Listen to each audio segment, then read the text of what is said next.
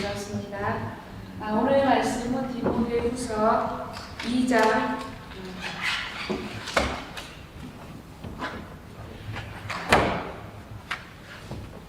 1절에서 7절까지입니다. 디모데후서 2장 1절에서 7절까지 한번 좀 가서 같이 보셨으면 좋겠는데요. 네. 제가 먼저 있습니다. 내 아들아, 그러므로 너는 그리스도 예수 안에 있는 은혜의 가운데서 강하고 또 내가 만일 증인 앞에서 내게 들은 바를 충성된 사람들에게 부탁하라. 그들이 또 다른 사람들을 가르칠 수 있으리라. 너는 그리스도 예수의 좋은 병사로 나와 함께 권한을 받으라. 병사를 보호하는 자는 자기 생활에 의미 있는 자가 하나도 없고 이는 병사를 모집한 자를 기쁘게 하려 합니다. 경계하는 자가 법대로 경계하지 아니하면 승리자의 간을 얻지 못할 것이며 수고하는 노무가 옥식을 먼저 받는 것이 마땅하다. 내가 말하는 것을 생각해 보라. 주께서 범사에 내게 총명을 주시리라. 아멘. 같이 읽으셨나요? 같이 7절 다시 같이 읽도록 하겠습니다. 내가 말하는 것을 생각해 보라. 주께서 범사에 내게 총명을 주시리라. 아멘. 오늘 말씀의 제목은 하나님의 예수의 은혜 가운데 강하라. 제목 띄워주세요. 예, 예수의 은혜 가운데 강하라. 성경의 비밀이라는 비밀이 있습니다. 그것은 하나님의 사람이 되게 하는 것. 성경이 하나님의 사람이 되도록 이끌어줍니다. 그래서요, 하나님의 말씀은 우리를 하나님의 말씀 속에 있게 해주고요. 또한 모든 선한 일을 행할 능력을 갖추게 해줘요. 성경이 바로 그러한 역할을 해주는데요. 디모데후서 3장 16절에 이런 말씀이 있습니다. 모든 성경은 하나님의 말씀으로 된 것으로 교훈과 책망과 가르침과 의로 교육하기에 유익하다. 그러니까 모든 성경이 하나님의 말씀으로 되어 있다고 먼저 선포하죠. 그러면 여러분과 제가 성경 속에서 모든 성경이 하나님의 말씀인데 하나님의 말씀을 의롭게 잘 가르칠 한 사람의 랍비, 한 사람의 선생을 꼽으라면 여러분 누구를 꼽고 싶으세요? 예수님? 예수님. 사람 중에서 뽑으면 안 될까요? 사람 중에서. 누구요?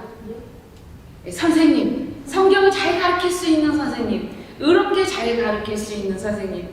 그러면 제가 좀 덧붙일게요. 책망도 하고 또 사도 바울. 답을 말했어요. 네, 사도 바울이죠. 선생님 중에 선생님이죠. 사실은 모세가 조금 아쉬워할 수 있지만 책망하면서 의로 가르치기에는 사도 바울만한 선생님이 없습니다. 그렇다면 성경 중에서 사도 바울한테 가장 잘 배울 수 있는 학생이 누구일까요? 역시 공부를 잘해요. 오늘 디모데후서죠. 예, 디모데입니다. 선생님으로서는 바울이고 디모데가 아마 학생으로서는 가장 바울 선생님에게 잘 배우는 학생이에요. 잘 배우는. 그래서 오늘 우리가 본문을 택했죠. 디모데후서 2장 1절에 보면 내 아들아 이렇게 얘기해요. 내 아들아, 그러므로 너는 그리스도 예수 안에 있는 은혜 가운데서 강해라. 그리스도 예수 안에 있는 은혜 가운데 강하다.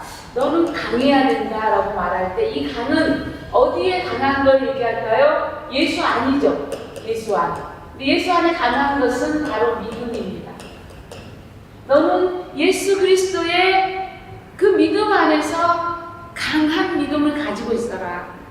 그래야 내가 또 다른 사람들을 가르칠 수 있다는 거예요. 예수 그리스도 안에 있는 은혜 속에서 강한 것은 바로 그런 것입니다. 그래서 성경이 우리로 하여금 모든 선한 것을 행할 무엇을 갖추게 해요? 능력을 갖추게 해요. 성경은. 그래서 하나님의 성경은 우리로 하여금 선을 행하는 능력을 갖추게 해줍니다. 그래서 저와 여러분이 하나님의 말씀 안에 강하기를 원하는 거예요. 왜냐하면 선한 일을 할 때, 우리가 선한 일을 할 때는요, 반드시 이 선한 것은 누굽니까? 예수 그리스도예요. 그러니까 예수 그리스도와 함께 하는 것이 선한 것을 하는 우리의 능력입니다. 저와 여러분이 선하고 착한 일을 할 때는 하나님의 영, 그리스도의 영인 성령이 우리를 도우세요. 왜냐하면 그것이야말로 하나님의 일이기 때문에 그렇습니다. 예수님의 일이 선한 것이기 때문에 우리를 도우세요. 그래서 성경은 하나님 안에서 모든 선한 일을 행할 능력을 갖추게 합니다. 모자란 사람도 갖출 수 있고요. 좀 덜 배운 사람들도 갖출 수 있고, 잘 배운 사람도 다 갖출 수 있어요. 그것은 바로 성령께서 우리를 도우실 때 가능합니다. 오늘 우리는 내 아들아 할 때 그 내 아들을 부르는 사람이 누구인지 여러분 아시죠? 힌트를 이미 줬으니까 사도 바울입니다. 사도 바울이 지금 어디에서 내 아들아 라고 얘기해주고 있냐면 감옥에서 편지를 쓴 거예요. 감옥에서 내 아들아. 또 내가 많은 증인 앞에서 내게 들은 바를 충성된 사람들에게 부탁하라. 그들이 또 다른 사람들을 가르칠 수 있으리라. 참 사도 바울은 좋은 선생님인 것 같아요. 학생으로 하여금 잘 들을 수밖에 없게 해요. 우리가 또 다른 사람을 가르쳐야 돼요. 무엇을 듣고 가르침을 받고 또 다른 사람들을 가르치려면 어떻게 해야 됩니까? 이 가르침을 잘 받아야 되고 잘 들어야 되죠. 또 어떻게 해야 돼? 가르침을 잘 행해야 다른 사람을 가르칠 수 있고 다른 사람에게 부탁할 수 있습니다. 내가 다른 사람한테 부탁했는데 나는 전혀 안 하면서 부탁하면 그 사람이 부탁을 들어줍니까? 들어주지 않아요. 너나 잘해라. 아니면 너나 잘하세요 라고 이렇게 정중하게 거절을 하죠. 그러니까 다른 사람에게 부탁하려면 내가 잘 들어야 돼요. 내가 어떤 것을 잘 들어야 되냐면 바로 예수 그리스도의 몸된 교회의 정체성에 대해서 잘 들어야 돼요. 왜 예수님이 교회를 저와 여러분에게 맡기셨냐면 이 교회 안에서 예수 그리스도에 대한 신앙을 지키고 그 신앙으로 인해서 예수 그리스도가 오신 목적을 이루는 거예요. 예수 그리스도 약자입니다. 목적을 이루는 거예요. 예수님이 오신 목적은 무엇입니까? 우리를 지옥에 떨어지는 우리를 어떻게 하려고요? 우리를 이렇게 끌어올려서 천국으로 인도하려고 예수님이 직접 오신 거거든요. 그래서 지옥으로 내려가는 우리를 천국으로 끌어올리시려니까 예수님이 대가를 지불하시는 거예요. 그래서 교회 안에는 때로 먼저 예수 그리스도를 본받아 대가를 지불하는 사람들이 있어야 됩니다.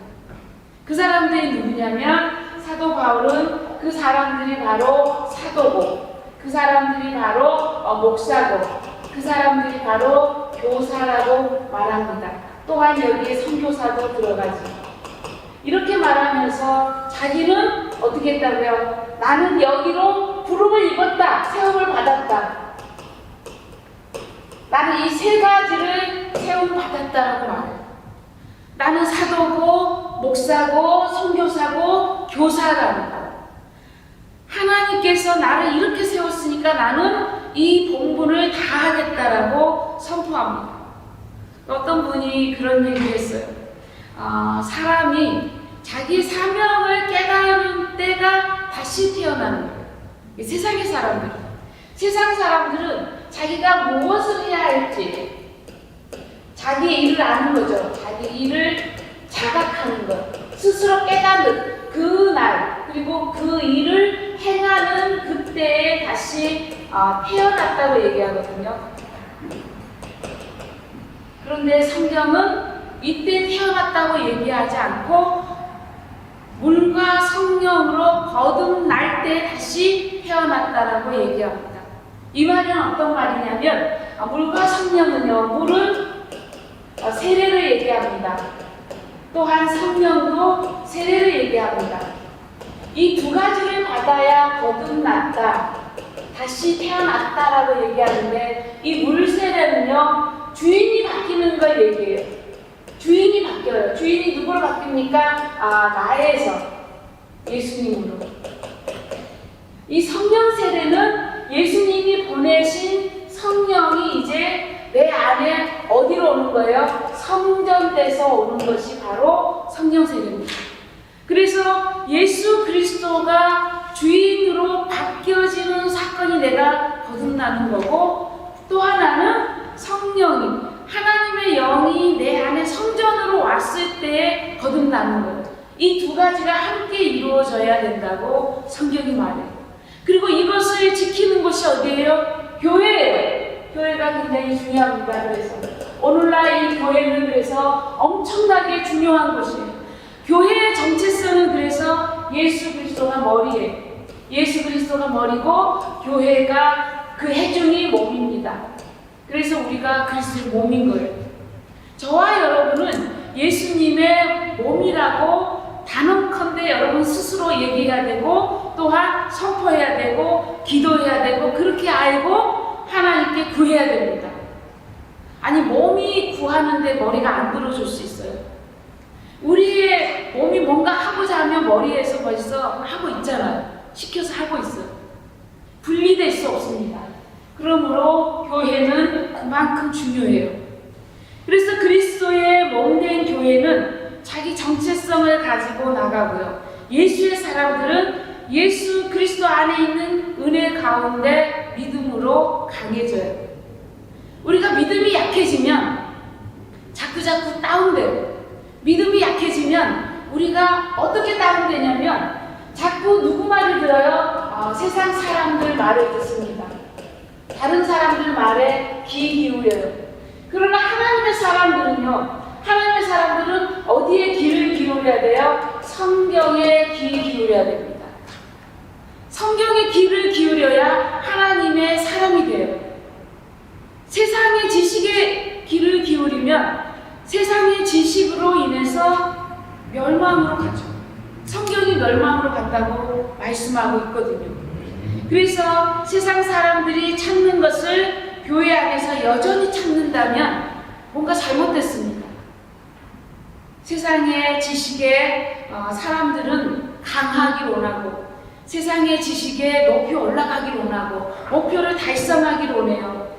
그러나 예수의 사람들은 세상에서 높이 올라가는 것보다 예수 그리스도 안에 있는 믿음을 지키는 것에 더 중점을 둬야 되고, 하나님의 사람으로 만들어지는 것에 중점을 둬야 돼요. 하나님의 사람. 결국은 우리가 이런 사람이 되기 위해서 하나님 앞에 예배드리고, 하나님 앞에 나아가고, 하나님 앞에 기도하고, 하나님의 말씀으로 이렇게 숙련되고 트레이닝되고 훈련되는 거예요. 하나님의 사람이 되기 위한 작업이에요. 만약 이 작업이 없으면 여러분과 저는요, 금방 세상에 물들고 말아.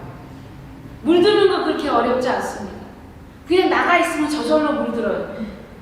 믿음 안 지키고 뭐 지키고 이거 관계없어요. 그냥 세상에서 물들게 돼 있어요. 그런데 성경은 그렇게 되지 말라고 얘기합니다. 특별히 예수 그리스도의 복음은 어떤 사람들의 전유물이 아니에요. 그래서 예수 그리스도 안에 있는 영원한 생명을 가지고 있으면 다른 사람들에게 이 은혜를 가르치고 또 전하는 것을 부탁할 수 있어야 됩니다. 이게 만약에 누구의 전유물이면 우리가 특허를 내고 그러기 때문에 못하잖아요. 그렇지만 성경은 특허 낸 것이 아니라고 얘기해요. 누구나 뭐 할 수 있어요? 누구나 정할 수 있어요. 어디에서 누구나가 나오냐면 예수 그리스도께서 마태복음 16장 16절 이하에 보면 천국의 열쇠를 베드로에게 주면서 수제자 베드로에게 주면서 뭐라고 얘기하냐면 네가 무엇이든지 어디에서 땅에서 매면 하늘에서도 매이고 내가 무엇이든지 땅에서 풀면 하늘에서도 풀린다고 얘기해요. 무엇이든지 누구나나 무엇이든지 풀고 매는 것은 기도입니다. 풀고 매는 것은 간구합니다. 이렇게 네가 적극적으로 기도하고 간구하면 하나님께서 네가 하는 것을 그대로 들어주겠다고 얘기해요. 그래서 천국의 키를 우리는 가지고 있습니다. 이 키를 기도로 여러분과 제가 사용해야 돼요. 사용하는 사람이 하나님의 사람. 사용하지 않으면 하나님의 사람이 안 됩니다. 주인이 방 열고 닫고 하잖아. 우리가 우리 방에 키들을 다 가지고 있을 거야. 아마 개인적으로 키를 가지고 있으면 나갈 때도 잠그고 가고 들어갈 때 다시 열고 갑니다. 그런 것처럼 하나님의 말씀의 키는요, 성경인데 그 성경에서 너희가 무엇이든지 기도하고 무엇이든지 기도로 풀고 기도로 매라는 거예요. 우리에게 이 같은 것을 주신 적극적인 이유는 뭐냐면 하나님께서는 우리가 하나님 앞에 기도하기를 원하고 간구하기를 원해요. 무엇이든지 작은 것도 좋고 큰 것도 좋습니다. 그래서 예수 그리스도의 복음은 어떤 사람들의 전유물이 아니므로 십자가의 구원의 소식은 많은 사람들에게 전파되어야 합니다. 가르침의 가장 큰 것이 여러분 무엇인지 압니까? 가르침의 가장 큰 것은 자기 자신을 먼저 가르치는 거예요. 여러분 자신을 먼저 한번 가르쳐 보십시오. 잘 가르쳐지면 여러분은 가르침의 은사가 있는 사람이에요. 그러나 여러분 자신을 잘 설득하지 못하겠거든 여러분은 가르치는 데 은사가 없다고 보시면 됩니다. 그렇지만 하나님께서 우리에게 신의 성품 중에 굉장히 특별한 걸 주었습니다. 모든 사람에게 있는 이 양심이라는 걸 남겨뒀어요. 그래서 자기도 모르게 아는 것이 있습니다. 내가 나를 가르치지 않았는데도 나도 모르게 알고 있는 것은 누가 남겨둔 거예요? 하나님께서 우리에게 그분의 성품을 남겨주신 거예요. 우리는 우리 자신을 믿음으로 가르쳐야 됩니다. 우리는 우리 자신을 성경의 말씀으로 가르쳐서 하나님의 사람이 되게 해야 돼요. 그래야 다른 사람을 가르친 후에 자신이 넘어지지 않아요. 다른 사람을 잘 가르쳐 놓고 자신은 그 가르침에 이렇게 벗어나 있다면 넘어질 수 있지 않겠어요? 제가 가장 두려운 것이 가끔은 이것입니다. 다른 사람들에게 복음을 가르치고 다른 사람에게 천국을 선포하고 다른 사람에게 예수님을 쇼잉하고 하나님을 쇼잉하고 그 쇼잉한 하나님을 나는 못 보고 그 쇼잉한 예수님을 나는 못 보는 이러한 어리석은 자가 되지 않을까 이 주의하고 겁을 많이 내지. 겁내는 것이 성경적일까요? 성경적인 것이 아닐까요? 성경적입니다. 제가 성경적이니까 말을 했겠죠. 성경적이에요. 어떻게 성경적입니까? 지극히 성경적이에요. 사도 바울이 가장 잘 가르치는 사람이잖아요. 그런데 그가 그렇게 얘기하거든요. 내가 남을 가르친 후에 혹시라도 내가 뭐에 빠질까 두려워한다고요? 죄에 빠질까 두려워한다. 그래서 나는 날마다 죽노라. 여기서 날마다 죽는 것은 뭡니까? 날마다 죽노라. 나는 구원을 다 이뤘다고 하는 것도 아니고 이 예수 그리스도 안에 있는 이 구원을 뭐 하려고 얻으려고 떨림으로 나아간다. 여러분 너무 자신하지 마십시오. 교회 왔다고 예수님 안다고 나 내일 죽어도 천국 갈 수 있어. 오늘 밤에 나 천국 갈 수 있어. 자신하지 말라는 얘기예요. 왜 자신하지 맙니까? 그렇게 대단한 복음 전도자였던 사도 바울도 나는 날마다 죽노라. 나는 이 구원을 이루기까지 떨고 있다라고 말해요. 우리가 너무 자신하지 마십시오. 그래서 우리가 가장 먼저 조심해야 될 것은 예수 그리스도 안에 있는 이 경건의 연습을 하기에 힘써야 됩니다. 그래서 사도 바울이 아들이라고, 영적인 아들이라고 하는 디모데에게 내 아들아 이렇게 부르면서 말하는 것이 있습니다. 너는 그리스도 예수의 좋은 병사로 나와 함께 고난을 받으라. 여러분, 고난 받는 것은 다 싫어합니다. 고난이라는 게 고생하는 거잖아. 어려운 거잖아. 고생하고 어려운 걸 좋아하는 사람이 누가 있습니까? 그런데 하나님의 법칙 중에서 고난은요, 정말 아이러니하게 하나님께서 만약 고난을 우리에게 주시려고 한다, 우리에게. 그러면 고난을 주시기 전에 우리에게 이 고난을 이길 수 있는 은혜, 이 고난을 이길 수 있는 축복을 엄청나게 막 부어줘요. 이렇게 부어준 다음에 이거를 감당하라고 합니다. 그러니까 저것이 작아 보이죠. 그래서 엄청난 은혜를 주세요. 고난 받기 전에. 그러면 고난은 능히 감당하죠. 내가 은혜를 아직 못 받고 축복을 아직 못 받았는데 막 찌그러뜨리게 고난을 주신다? 그렇지 않습니다. 만약에 내가 아직 은혜를 받지 못했고 아직 축복을 받지 못했는데 내가 하나님의 고난 가운데 있는 것 같다. 그때는 하나님께서 뭐 하기 위해서 고난을 주시냐면 젖병을 떼려고, 이것을 떼려고 잠깐 어렵게 해요. 또 뭐 하려고요? 어린아이들 기저귀 뗄 때 이렇게 하거든요. 기저귀 뗄 때 굉장히 힘들어요. 연습시키는 거예요. 기저귀 떼고 이렇게 가다 보면 저쪽에 가서 쉬어놓고 난리가 아닙니다. 닦아야 되고 굉장히 힘들어요. 그런데 그런 연습을 왜 시켜요? 스스로 할 수 있게 하기 위해서 이걸 시키거든요. 하나님께서 때로 이 고난이 왜 나한테 있지라고 생각할 때 이 고난은 하나님이 좋은 병사로 트레이닝 시키는 중이라고 여러분이 보면 딱 맞아요. 어떤 분이 그 군대 얘기를 하시더라고요. 군대는 안 되는 게 없대요. 안 되는 게. 하라 그러면 한대요. 근데 안 될 것 같은데 그냥 하면 된대요. 하면 되는 것이 군대라고 합니다. 또한 군대는 하라고 했는데 안 하면 그날 난리 난다.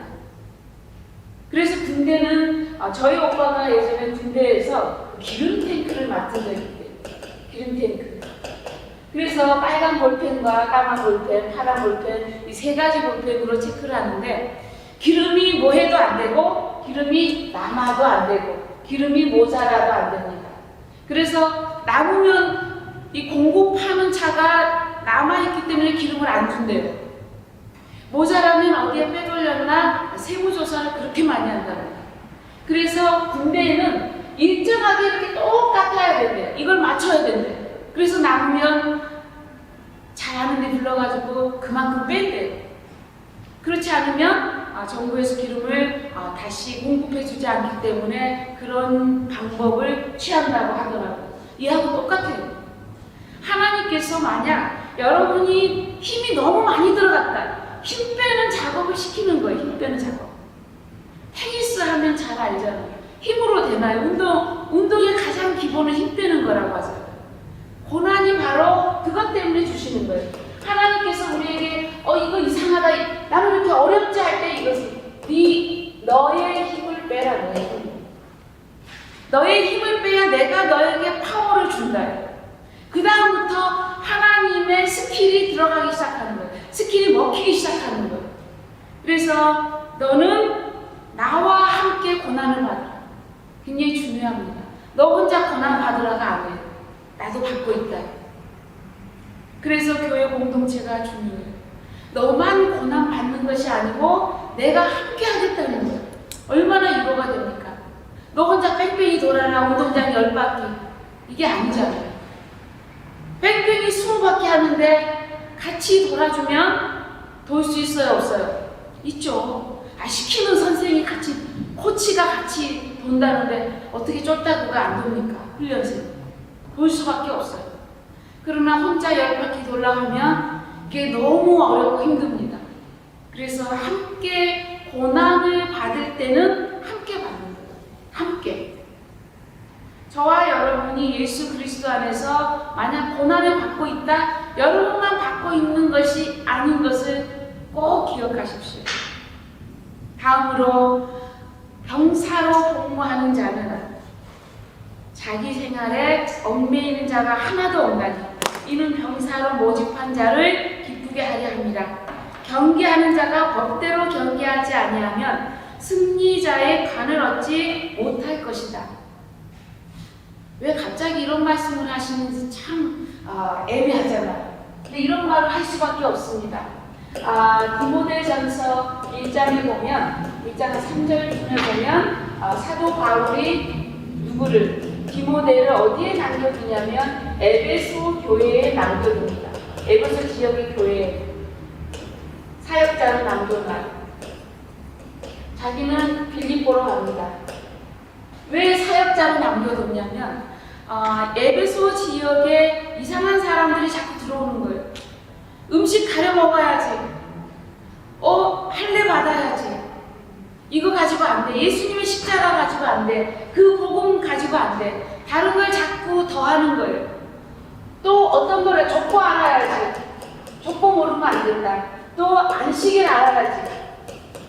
또 뭘 알아야지. 절기 알아야지. 이렇게 자꾸 음식 이런 모든 것들을 자꾸 말하는 거예요. 더해라. 어디에 더하라고 하냐면 굉장히 심각합니다. 바울이 심각하게 본 것은 뭐냐면 구원에 더하라고 얘기했기 때문에 심각합니다. 예수 그리스도로 인해서 하나님의 자녀가 된 우리는 천국으로 예수님 믿고 가는 거예요. 그런데 예수님 믿어서는 안 되고 뭣도 지키고 절기도 지키고 예수님만 믿으면 안 되고 할례도 받아야 되고 남자들 다 할례 받아라 뭐 이런 거 시킨다는 거예요. 이것에 대해서 이것이 예수 그리스도의 법에서 보면 법에서 이탈한 거예요. 그러므로 법에서 이탈하지 않게 하기 위해서 디모데를 에베소에 남겨놓은 거예요. 그래서 너는 거기에서 뭐 하라고요? 법대로 경계하지 않는 사람들을 경계하고 법대로 경계하도록 가르치라는 거예요. 법대로 가르치는 것은 뭡니까? 하나님의 아들 예수 그리스도가 우리를 위해서 이제는 나타나셨어요. 어떻게 나타나셨습니까? 십자가의 구원으로. 이걸 가리켜요. 십자가의 구원. 그래서 예수 그리스도의 그 피가 구속을 가져다 준다. 이렇게 말하고 있습니다. 예수 그리스도의 피가 구속을 가르쳐 준다. 이거 미신 아니냐 이렇게 말할 수 있는데 미신이 아닌 것을 유대인들은 다 압니다. 왜냐하면 유대인들이 가장 큰 절기로 가르치는 유월절.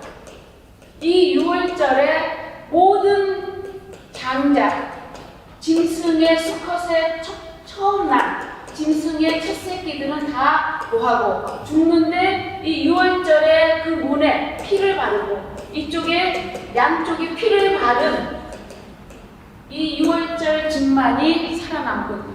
죽음의 사자가 넘어가요. 하나님이 그러면 왜 이 피를 그렇게 소중하게 보셨을까요? 모든 생명은 피가 다 빠지면 죽습니다. 그래서 레위기 7장 11절에 하나님께서 이 피를 생명이라고 아예 기록을 해놨어요. 모든 생물의 생명은 피에 있다. 그러므로 대표적인 것이 피를 흘린 자는 피로 갚게 돼 있어요. 피를 흘린 자는 피로 갚는. 그것이 우리를 지으신 하나님이 우리에게 언약한, 우리하고 약속한 그런 구원의 법칙입니다. 그래서 이 구원의 법칙에 예수 그리스도가 오셔서 십자가의 피로 그의 구원을 이뤄서 믿는 자는 그가 있는 생명으로 옮겨주는 거예요. 그래서 신약의 모든 그 법칙은 바로 이겁니다. 어디에서? 사망에서 생명으로 옮겨준 거예요. 또한 어디에서? 지옥에서 천국으로 옮겨준 거예요. 누가요? 예수 그리스도의 십자가 구속이. 그리고 이 구속을 도장을 딱 찍듯이 사인해 준 것이 있습니다. 예수님이 3일 만에 부활하신 거예요. 그래서 너희도 나처럼 부활할 거라고 도장을 찍어주는 거예요.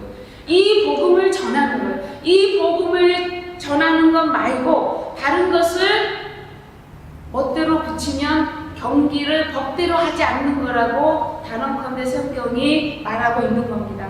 성경은 이것을 얘기해요. 그래서 사도 바울은 밤낮 디모데를 위해서 밤낮 울면서 기도했어요. 왜냐하면 디모데는 특별히 지금으로 말하면 한국계 어머니와 캐네디언 아버지 사이에서 태어난 그런 이민자의 아들이에요. 이민자의 아들. 그래서 어머니와 할머니가 신앙이 좋으니까 유대인으로 키웁니다. 그런데 겉으로 보기에는 어떤 사람의 헬라인 아버지가 있으니까 헬라인 아들로 자랐어요.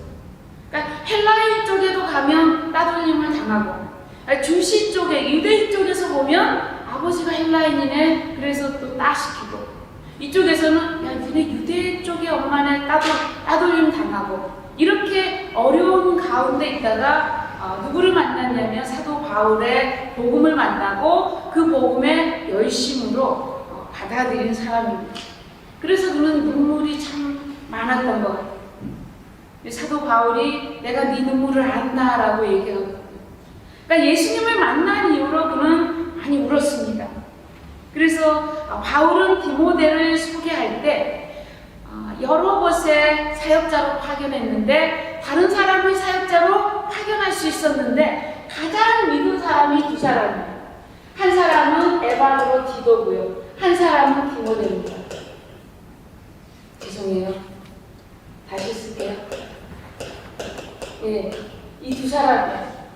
이 두 사람을 때로 파견시키고 때로 남겨두고 해서 하나님의 교회가 예수 그리스도의 십자가의 복음에 든든히 서도록 그렇게 도왔어요. 저와 여러분도 교회에서 우리가 아브라함은 좀 몰라도 돼요. 예, 아브라함 믿음의 조상이지만 조금 몰라도 되고, 모세 많이 몰라도 괜찮아요. 많이 몰라도 괜찮고, 다윗 왕 그냥 전혀 몰라도 괜찮아요. 구원받는데 아무 이상 없어요. 그런데 예수님을 모르면 여러분이 구원받는데 지장이 생깁니다. 왜냐하면 예수 그리스도를 믿는 그 믿음으로 인해서 구원을 받기 때문에 여러분과 제가 예수님을 모르면 예수님이 누구냐고 했을 때 나의 주인이라고 여러분이 고백할 수 있어야 예수 그리스도를 인해서 구원받습니다. 왜냐하면 예수 그리스도의 사람들은 주인이 바뀌었기 때문에 내가 주인이면 아무것도 안 되죠. 그러나 예수님이 나의 주인이면 그분이 나를 책임지는 거예요. 그분이 나를 책임지는 거예요. 그래서 그것이 굉장히 중요해요. 세례가 그래서 그만큼 중요합니다. 디모데는 예수님의 복음으로 인해서 눈물이 있는 사역자였습니다. 그래서 그는 예수 그리스도의 좋은 병사로 사도 바울과 함께 고난을 두려워하지 않고 받은 사람. 만약 고난을 두려워했다면 고난을 함께 받자고 말 못하죠. 벌벌 떨고 있는데 고난에 못자도 못 보냅니다. 그런데 고난을 받자고도 얘기하고 좋은 군사가 되자고 얘기하고 군사를 모집한 자를 우리는 기쁘게 해야 된다고 당당하게 말할 수 있는 것은 디모데가 이미 그렇게 하고 있는 거예요. 저와 여러분은 고난을 두려워하지 말아야 됩니다. 왜냐하면 우리가 예수님을 위해서 고난받는 것은 무엇을 뜻하냐면 우리가 고난받는 것은 사랑의 크기예요. 왜 젊은 남자들이 그 연애할 때 그렇게 멀어도 막 데려다주고 바래다주고 막 그러잖아요. 그걸 그냥 일부러 뭐 하기 때문에 감수하는 거예요? 사랑하기 때문에 감수하는 거예요. 그게 사랑의 크기예요. 그러니까 고난을 고난이라고 보지 말고 내가 사랑하기 때문에 당연히 표현하는 것이라고 보면 어렵지 않습니다. 그래서 고난은 사랑의 크기이고 고난은 하나님의 은혜의 크기입니다. 하나님께서 우리에게 고난을 허락하실 때는 말한 것처럼 큰 은혜를 받게 해서 우리가 넉넉하게 그 고난을 이길 수 있게 해주십니다. 그런데 가끔은 우리가 경기를 할 때 여러분 그 장애물 경기 보셨죠? 장애물 경기. 우리 크리스찬들의 고난은 때로 장애물 경기와 같아요. 허들을 하나 넘으면 조금 더 높은 허들이 기다리고 있잖아요. 그렇죠? 그것을 또 넘으면 또 다른 것들이 기다리고 있어요. 그래서 어떻게 보면 우리의 고난은 발전하고 우리의 고난은 하나님의 의를 이루고 우리의 고난은 우리를 하나님의 사람이 되게 합니다. 굉장히 즐거운 일이죠. 그래서 고난은 때로 우리를 유익하게 해요. 이 고난을 받아야 하나님 앞에 우리가 무엇을 하냐면 경건의 연습을 할 수 있습니다. 여러분과 제가 일부러 할 수도 있을 텐데 하나님께서 주셔서 할 수 있으면 더 저는 좋을 것 같아요.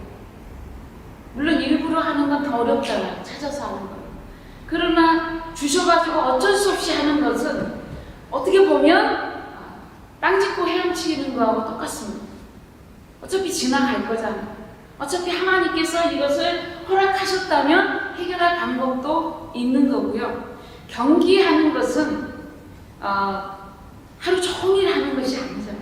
끝나잖아요. 끝날 때가 있습니다. 시작하는 점이 있으면 끝날 때가 있어요. 그래서 사도 바울은 수고하는 농부가 곡식을 먼저 받는다라고 얘기해요. 이 얘기는 뭐냐면 하나님께서 먼저 훈련시킨 후에는 반드시 하나님은 상을 주시는 분인 것을 여러분이 알라는 거예요. 우리는 하나님의 성품을 가졌죠. 그래서 여러분의 부모님들이 여러분이 뭔가 하기를 원할 때 가장 많이 뭔가 약속한 것들이 있을 거예요. 이제 어릴 때. 약속한 것들은 대부분 상이에요. 뭘 해주겠다. 네 부탁을 들어주겠다. 네가 원하는 걸 해주겠다. 대부분 상이고 여러분이 부탁하지 않았는데도 어떨 때는 크게 준비해서 주신 것들이 있잖아요. 하나님도 이와 같이 우리에게 주시는 거예요. 이와 같이. 그래서 수고하는 농부가 하나님의 축복을 먼저 받고요. 그 축복은 때로 우리가 받으려면 오늘날 먹을 것이 풍부한 우리가 하나님의 가장 큰 축복이 뭔지 압니까? 여러분, 감동입니다. 또한 하나님의 가장 큰 축복이 어떤 것이냐면 영감이에요. IQ보다 강하고 감동은 그 어떤 채찍보다 강합니다. 감동하면 하게 돼 있어요. 감동을 받으면 하게 돼 있다니까요. 하나님 앞에 저와 여러분이 감동받는 사람이 되기를 간절히 소망합니다. 하나님 앞에 저와 여러분이 영감 받기를 소망합니다. 영감은 엄청난 아이디어예요. 기도하십시오. 여러분의 분야에서 하나님께서 우리에게 영감을 주신다면 여러분은 그 어디에서도 성공하지 않기가 어려워요. 다 성공합니다. 말씀을 정리합니다. 하나님은 우리를 깨닫게 하시죠. 그리고 하나님의 말씀으로 믿음의 좋은 교훈들을 우리에게 주십니다. 그래서 우리로 하여금 기도하게 하시고요. 또 우리로 하여금 하나님께서는 믿음의 선한 싸움을 싸운 후에 하나님의 사람이 된다고 말씀하고 있습니다.